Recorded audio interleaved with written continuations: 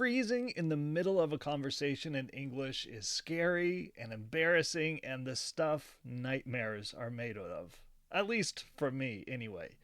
You suddenly can't think of what to say next, and you feel your cheeks flushing red, your temperature exploding, and you are suddenly wanting to vanish. But you can't. Instead, you're stuck fumbling with your words, trying to find a way to say what you want to say, or you simply fall silent and feel totally ashamed of yourself. Or on the CELPIP exam, and this happens to so many people, you're already feeling nervous because of your test day. When that speaking section begins and you see the timer start, you suddenly find yourself frozen. You panic. What do I say? It's like suddenly everything that you thought you knew about English disappears. It vanishes from your mind. The results of freezing when you try to use your English in everyday life can literally cripple your progress. Instead of you trying again, if you let it, that experience of freezing and forgetting what you want to say can make us avoid everything that has to do with using English again. After all, who wants to experience that more than once? And on the CELPIP exam, freezing, well, it can totally lower your scores on the exam. So, what can you do about it? I'm glad you asked that question, my friend, because today I'm going to share with you some helpful tips for you so that you can deal with this very frequently asked question. Let's get started. So, what do you do with all of this? What do you do when you freeze up and you absolutely forget what you want to say, either on the CELPIP exam or in just everyday normal interactions? Well, to begin, I'm just going to share a really quick story from my own experiences of trying to learn Spanish. So if you've been listening for a while, then you'll likely know that my second language is Spanish. I lived in Mexico City for over 16 years, which was where I went from zero Spanish to being able to engage with pretty much anyone I needed to in the language. Now, that took a long, really long time to get there. Like, really long. I have countless stories that I could share with you of freezing or simply getting embarrassingly stuck when I was talking in Spanish. One story that comes to mind, and I've shared this in an earlier episode, like from a long time ago, so I'm just going to pull it back and say it again, share it again, because maybe you haven't heard it. And that was one of my first attempts to go grocery shopping all by myself. Grocery shopping. Now, that sounds like a pretty harmless thing to do, doesn't it? And you're right, mostly it is. You almost never need to interact with anyone when you're out there trying to get what you need to get in the grocery store, other than to smile at someone and just stay out of their way. That's pretty easy. Until, of course, you need to start paying for the stuff that you picked and put into your cart. Then you have to face the cashier. Now, in my story, I didn't think at all about this interaction until I was actually face to face with the nice cashier in the Mexico City supermarket where I was shopping. I remember her looking right at me as she began passing my items through the scanner and asked what almost every single cashier around the world asks: "Did you find what you were looking for?" Only it was in Spanish. And at that time, when she asked me that question, I had only probably about 10 Spanish words in my vocabulary. So I basically had zero idea what she was asking me. I looked at her dumbly for what felt like an eternity, my mouth likely wide open, and I found myself suddenly very much aware of the people behind me in the line. It felt like everything in the store stopped. Like the music playing overhead, you know how grocery stores play nice, relaxing music. It felt like everything stopped. The music stopped. It felt like all the shoppers in that big, massive grocery store stopped and crowded around me to watch. It felt like all eyes were on me, even though they weren't. Everybody else was doing what they were normally doing their grocery shopping. It was just me and the cashier and the line of people behind me. But it sure felt like in that moment that the entire world had stopped and had come to watch me make an utter fool of myself. In that moment, I didn't know what to say. I didn't reply. I didn't know how. So the cashier leaned forward and repeated the question with a bright, friendly smile. Oh man, oh man, I felt like such an idiot. So I shrugged, I smiled, and I pathetically tried to say something like, Lo siento, no hablo español. I don't speak Spanish. Then I handed her my money and tried my best to just get away from there as fast as I could. It was so horrible. So I know all about freezing, my friend, and what it feels like to forget every single word you thought you knew when you suddenly find yourself under pressure and needing to use those words. I know all about that. This is, unfortunately, a common question that I get in my email.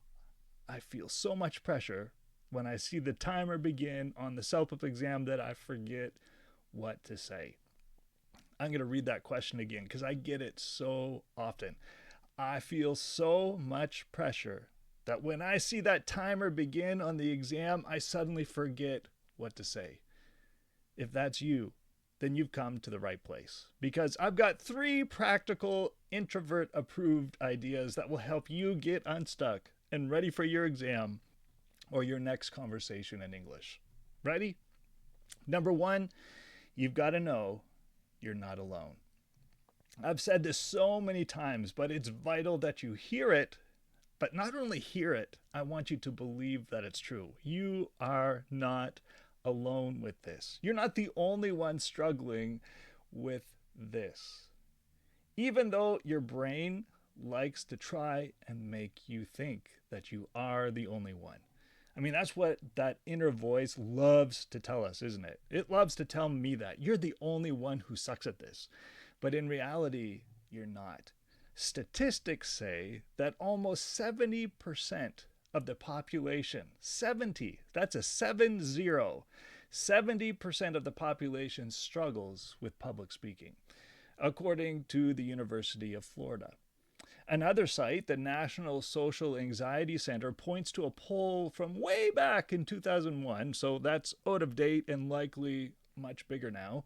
But from that study, it said that 40% of people feared speaking in front of other people. So between 40% and 70% of the population, I'm willing to bet that it's leaning closer to that 70%. Because lots of people fear this. Lots of people are not good in front of other people, even if it's a small group, even if it's in a grocery store, in a line trying to pay for your groceries. For many people, that is an intensely difficult social interaction. So yeah, either way, 40% or 70%, it's a lot of people, and you need to know that that's true. Knowing that you're not the only one, I know it doesn't change the fear that you feel, but it can help you to change what you tell yourself when you do experiences. I don't suck. I am not the only one who struggles with this. You know what? Changing what you tell yourself can give you hope to keep going. You can shut down that voice, that evil little voice inside of you that keeps saying you are the only one and you totally suck at this. You're terrible with English. You should just give up. No, you can tell your brain or that little voice that keeps whispering or yelling that to you, no, I'm not the only one. Like 70% of the population around me struggles with this. I am in good company. So, no, you are not the only one. Number 2, do it again, but come armed. According to the National Social Anxiety Center and my own personal experience, and I'm going to quote from the National Social Anxiety Center here, they say that avoiding what frightens us makes it bigger in our mind, end quote. And actually, I'm going to say it again because it's a really good quote. Here it goes. Avoiding what frightens us makes it bigger in our mind. Whew! Have you ever noticed that to be true? I sure have. When you experience something scary, of course you want to avoid it in the future, like speaking in front of someone else, for example. For me, I desperately wanted to never go grocery shopping again. But thankfully, my need to keep eating forced me to return to that same grocery store again.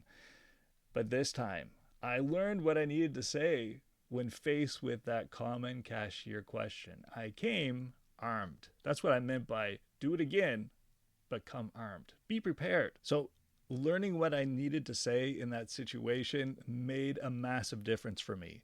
Yes, I still felt very nervous. I still worried that I'd screw up, or even worse, I'd face a follow up question that I wasn't ready for. But you know what? It didn't happen that way. The interaction went smoothly and I got through easily. And each subsequent grocery store visit got easier and easier the more I did it. The lesson for you is this: even if you feel like you made the biggest fool out of yourself while using your English, do your best to get yourself back into that same situation again as soon as you can. But come armed with something to say. Let that mistake, let that moment where you didn't know how to respond be what focuses your study time on what to say.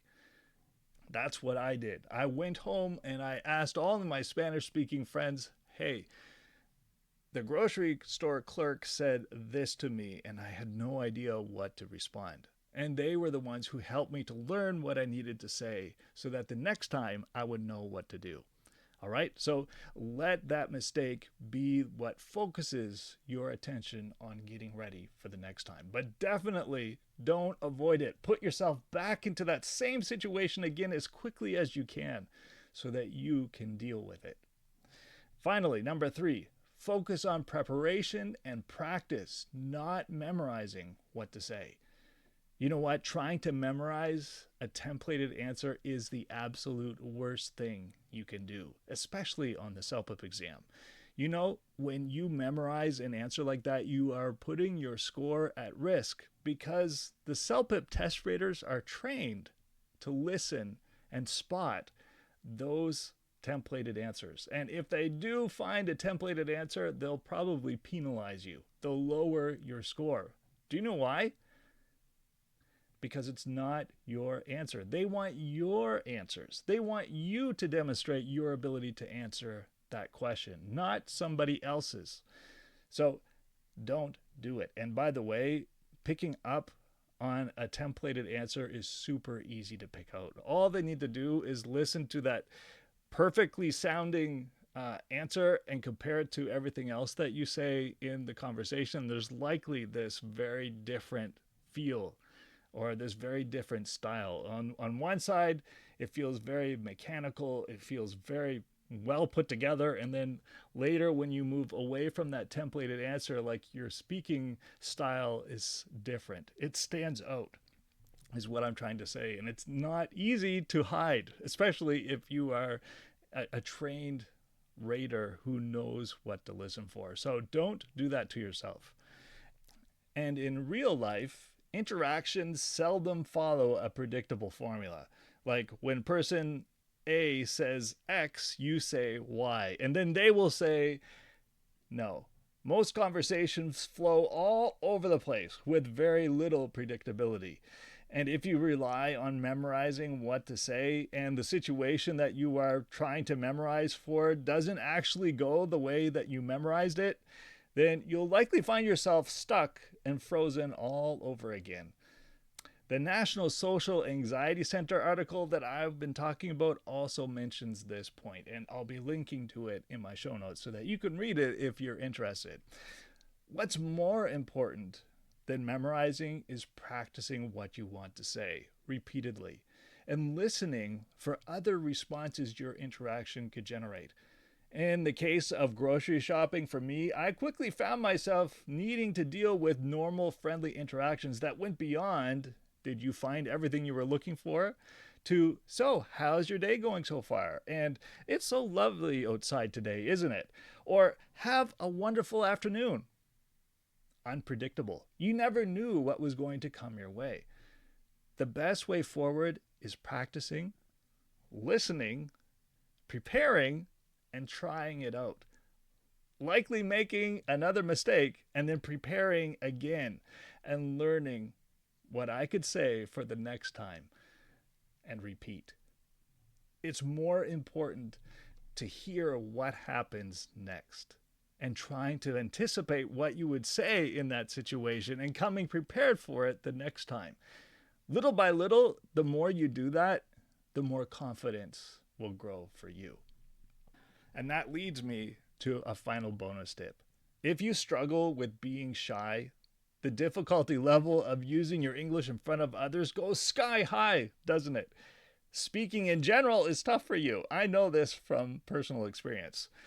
And it's even worse, or it feels even worse, when you're trying to do this speaking thing in front of other people, but in a whole other language. It just feels way more difficult. So if that's you, here's my best tip for you. Keep it simple. Aim for small interactions with just one person at first. Simple. Small is beautiful. But do it often. Do it often.